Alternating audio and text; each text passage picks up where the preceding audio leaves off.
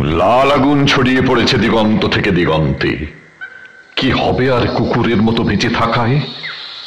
কতদিন তুষ্ট থাকবে আর অপরের ফেলে দেওয়া উচ্ছিষ্ট হাড়ে?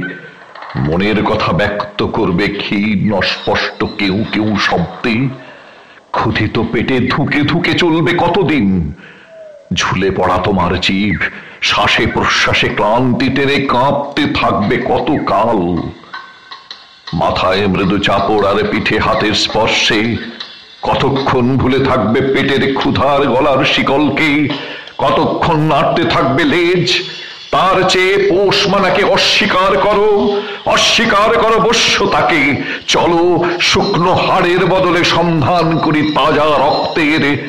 তৈরি হোক লাল আগুনে ঝলসানো আমাদের খাদ্য। শিকলের দাগ ঢেকে দিয়ে গজিয়ে উঠুক সিংহের কেশর প্রত্যেকের ঘাড়ে।